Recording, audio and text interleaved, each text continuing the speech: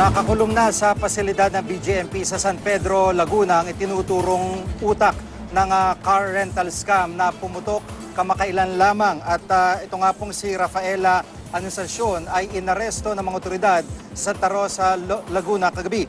Alinsunod ito sa commitment order ang pagkukulong kay Rafaela na inilabas ng korte kung saan ito'y naharap sa kasong estafa. Bago ito, dinala sa San Pedro Hall of Justice sa Laguna si Anunciacion para sa kanyang return of warrant. Tumanggi naman magbigay ng payag ang suspect sa car rental scam ng arestuin sa Santa Rosa, Laguna kagabi. Narito report ni Mav Gonzales. Walang imik ang suspect na si Rafaela Anunciacion nang dalhin sa Camp Vicente Lim sa Laguna. Naaresto siya ng Highway Patrol Group mag-alas 9 kagabi sa Santa Rosa, Laguna. Si Anunciacion ang isang itinuturong mastermind ng rentangay o yung car rental scam. Aabot sa 500 ang nahikayat ng grupo ni Anunciacion na iparenta ang kanilang mga sasakyan habang nag-aantay pa ng prangkisa para mag-operate ng taxi. Pero ang mga ito, isinangla na pala sa iba at hindi na nakita ng mga may-ari. Kwento ng isang biktima, 50,000 kada buwan ang ibinibigay sa kanya dati. Pero noong Enero, tumalbog na raw ang checking ibinayad sa kanya. Pinupull out na namin yung unit.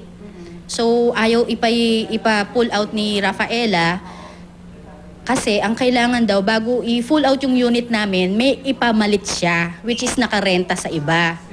So yun, hindi niya sinasabi sa amin na isinanla or ibinenta niya sa iba yung unit. Kulang pa ipagkulong kay Ella. Sobrang dami niyang naapektuhan. Tumangging magbigay ng pahayag si Anunciacion na nahaharap sa kasong estafa. Ngayong araw nakatakda siyang ilipat sa San Pedro Detention Office. Kagabi, marami ring biktima ng car rental scam ang pumunta sa Camp Vicente Lim para kunin ang mga sasakyan nila. Ang recovered vehicles po natin ay 456 vehicles. No? Ang nare-release na natin, according to record, mga 170 vehicles na. May mga individual po kasi na privately nag-file ng cases. No? So, pero ini-encourage namin sila lahat para mag-file ng cases against dito sa mga suspects. Ngayong naaresto na si Anunciacion, gusto lamang ng mga nabiktima niya na maisoli ang mga unit nila, lalo't marami sa kanila ang hinahabol na ng bangko.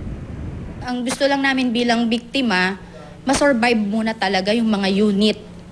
Then after po nung makuha, tsaka ho kami sa bangko makikipag-usap. Kung talagang hindi na namin siya kayang bayaran, voluntary naman namin isosurrender yung mga unit. Pero sana ngayon, wag naman kaming takutin.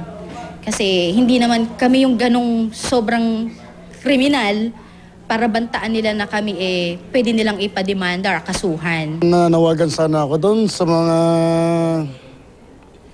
mga unit na hindi pa na-recover dahil syempre maraming taong umaasa dahil sila naguhulog ng unit is wala naman yung unit. Kaya kung pwede, isurrender na lang nila yung unit. Mav Gonzales, GMA News.